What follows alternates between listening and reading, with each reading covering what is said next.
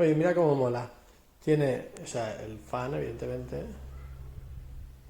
que la verdad es que no hace nada de ruido. Bueno, si lo pones fuerte, sí. ¿Cómo tira? Esto no es de coña. Y luego, tiene luz. Tengo varias tonalidades de luz. Que por la noche, oye, pues mira. Mola.